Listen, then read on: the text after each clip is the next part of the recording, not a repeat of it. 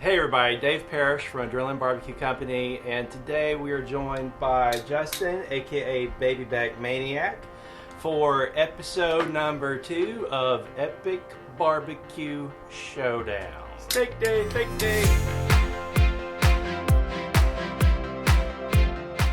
Today we have the Big Green Egg versus the Slow and Sear, and the Big Green Egg is known, world round? Yeah. As being the best, if not close to the best, searing powerhouse you can find.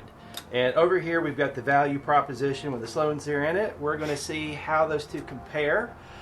Justin has actually practiced using the Big Green Egg, and we're actually going to use Big Green Egg's recipe today. He's practiced that recipe. Why don't you walk us through that? Absolutely, yeah. So it turns out I've been doing my steaks on my Big Green Egg wrong for a couple of years now. They have actually a recipe called The Perfect Steak on the Big Green Egg on their website. So that's what we did. I practiced this last night. It's basically a front sear, 2 minutes on each side, then you close down the vents and let it dwell. So we set this up, cleaned out the firebox. We actually took everything out, vacuumed out the ash, put everything back in. We're using Big Green Egg lump, and we're ready to go. It's sitting right at 650, which is the temp they say you should cook at for this recipe. And I'm ready. This is gonna be good. So we're going to try to do the exact same thing using the Slow and Sear. We're going to do a front sear cook, and then we're going to let it dwell. We're going to use our techniques though to emulate the Big Green Egg recipe. We are reading 650 on the dome here, so we should have some type of equivalent heat on both. Yep. We're going to cook lid off for the sear, which will be a little different than what the egg tells you to do. And we're going to put the steak on the indirect side at the end so that it cooks up to the final temperature. But otherwise, we're pretty much the same. Absolutely. So I think we can go ahead and get started. Yeah, and the reason why we're cooking lid down over here is because that's the way the egg is designed to cook. Right, Yeah. and that's what the recipe calls for. Right, it's what the recipe calls for. I mean, the gaskets and Yeah. and the handle, the wooden handle and stuff like that, you need to keep the lid down. Right. So, And yeah. you know, even this particular cooker, the Weber, would tell you to cook with the lid off, but Lid down. I'm sorry, the lid down. But using our product, you actually are better off with the lid off, and Right. we explained that in other videos. So I'm going to take the lid off now, Right. put the grate on, and we're going to start cooking our steaks using the recipe for the technique we should for Right. our cookers. So we pre-season these with their recommended mixture. It's salt. It's basically salt, pepper, black pepper, white pepper, and cayenne. One last thing, he used Big Green Egg lump charcoal. I am using Kingsford lump briquettes, so we had as similar a feel as possible for the cook. Makes sense. Yep. Alrighty.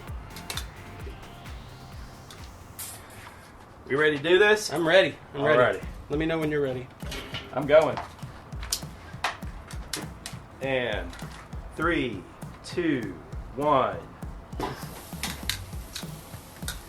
Alright, you've already got some searing action. I do. I'm using the cold grate technique, so we know it's going to take a few Did seconds. you set your clock? I'm working on it. I got these gloves on. And we're going. Now, I'm only going to go a minute before I flip. I know you're going to do 2 to 3. One thing I already like about my technique is I can see the progress in my steak. I don't know Yeah. what's going on over there. Can you tell? You can kind of look. You can kind of look through the hole and see it. If you have a flashlight. I can kind of, I can see it. I can see it. So, Yeah. at least while you have the top cap off, you can see it. Right. So, coming up on about 40 seconds over here. My steak is searing. I can hear it. I've got some flames coming up. I don't care about those because I'm using the cold grate technique. If you want more info on that, we have an iCard up there somewhere, and you can go check that out. Coming up on a minute. So I'm going to rotate and flip my steak. There you go. All right. So my recipe again calls for a flip at the 2 to 3 minute mark. So he's gonna go a minute flip. So I'll flip mine when he does your second spin. Did you watch? Yes, I'm watching that. It smells good already. Yeah, it does smell good. You can see you've got some light brown on the steak, but we're not seared yet, so we still have a ways to go over here. I don't know if this means anything, but look at the difference in the smoke. True. Like this is a lot more smoky.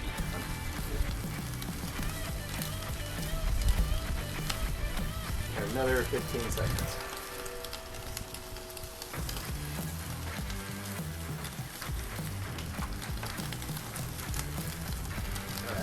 All right, getting ready to flip. Okay, I'm gonna go ahead and flip mine.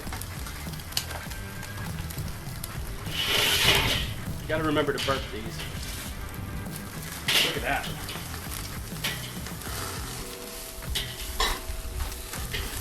Doesn't look bad at all. Look at that. That is nice.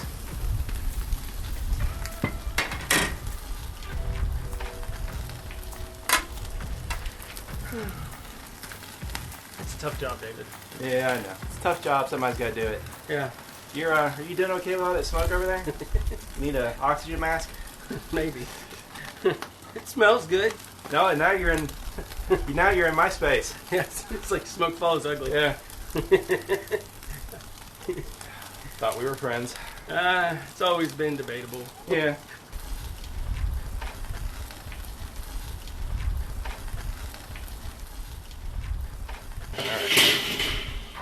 And now, I don't know about you, but I think that sear looks pretty good too. Yeah. I'm not unhappy with that. So we got one more minute over here before we're done with our sear, and then I think you're probably around the same. Yeah. That'll be in my 2 to 3 minute window per side. So. Okay. And so once that happens, you're going to close yours down. Right. I'm going to put mine on the indirect side and let mine slowly warm. We're going to probe them with our Maverick XR50 thermometer. We're going to wait for them to hit, I don't know, 125? Probably 130. It didn't 130? really. On the recipe, it said wait 3 to 4 minutes or until done by using a probe thermometer. So, Okay. Right. So I'm thinking somewhere between 125 and 130. We'll take them off, and we're going to shoot for 130 at the time we cut them. Yeah. That's my preference for medium rare, and I think it is yours. Yeah, it's fine. So, all right. Yesterday it took 10 minutes. Woo! Look at that. Look at that. That is pretty. All right. Where's mine? I'm gonna flip this one more time. Woo! Mine looks good too, man. It does. And I'm gonna shut this down completely. Did you get your probe in? Nope, did not.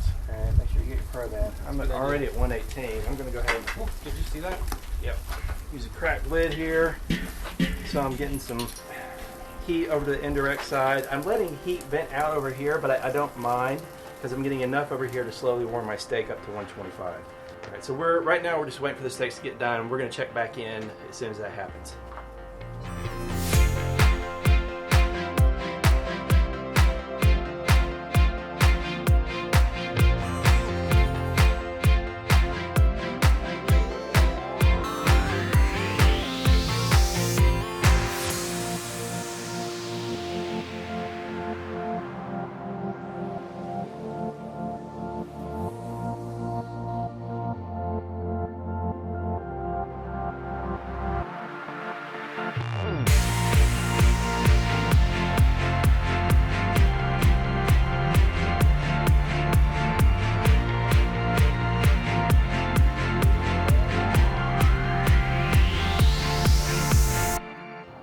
Steaks are done.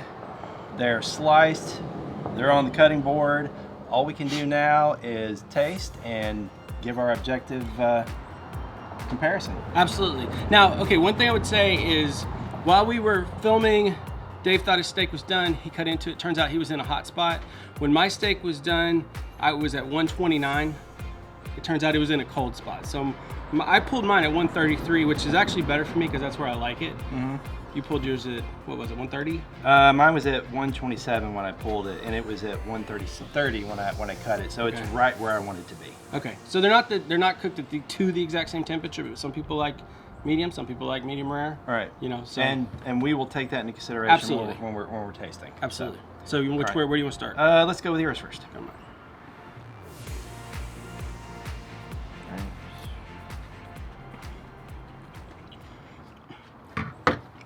It's the same thing that happened yesterday when I tested this recipe. I'm gonna be honest with you guys. I've never cooked, before we started doing this recipe, I've never cooked with a dwell at the end like this. I always do completely indirect.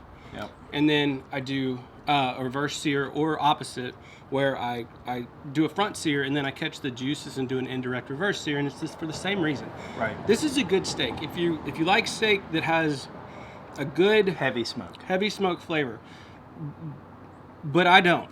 I don't either. Like, and it's nothing, and it doesn't ruin the steak. It's a great steak. There's just an aftertaste. It tastes a little, what is the word? To me, it's not what I qualify as good smoke, good clean smoke Yeah. flavor. It's the flavor you get from coals that are extinguishing. I tell people to always avoid smoke that comes from charcoal that's igniting and charcoal that's extinguishing, because both of those types of smoke give you an off flavor. Yeah. To me, that's a little bit off, but it's a nicely cooked steak. Yeah, I just don't like not, the dwell at the end. Yeah, that's the thing. Like, if you're a Big Green Egg owner, this is not a knock against the Big Green Egg. This is a knock against that particular technique, and I think Big Green Egg should probably revisit it, because there's better ways to do this where you can get. It's a good steak. It's just that's the problem. You know, I think a lot of Big Green Egg owners get around it by having 2 eggs. Yeah, they do. One that's hot and one that's not. Yeah. All right, let's try this one. Okay. All right. So this is the one we cook using the Sloan Sear. I'm going for the fat cap here. That's the difference. Y'all can call me biased, but that's better. Yeah, it's better because of that one factor we identified. Like, The sear is better. It was uneven over here. The end cap was much more done than the rest of the steak. With this one, end cap's always going to be a little bit more done than the eye of the ribeye, but it was much closer to doneness. I don't get that off flavor from the extinguishing smoke. I get a clean smoke flavor. to me, that's the main difference. Yeah. Like, I mean, That's the main difference. Yeah. And like this one, I want to eat another bite. The other one, I didn't. Yeah. Again, I will say it's not bad. It's It's just a good steak. I would not. Yeah. I definitely wouldn't turn it back at a restaurant. In this case, this one was better. There's no question. No question. I mean, they No question. expect us to say that considering the channel this is on, but Yep. it really is. It's better. Yeah, but we can only assume that there's egg owners out there that have tried the Sloan Sear. They've used both. We want to hear from you guys. We want to hear from just egg owners. Do you actually use the perfect steak technique that Big Green Eggs teaches on their website, the one that we just did today with both cookers? Do you use something different? Do you think that's the perfect steak? Comment. Let us know. Let us know what you think of this test. Let us know what you think we could do next for a test. This was episode 2. We got more to come. I had a lot of fun doing this. Justin, thanks for hosting. And Absolutely. All I can say is Adrenaline Barbecue Company, we didn't invent the kettle, we perfected it. Thanks for watching.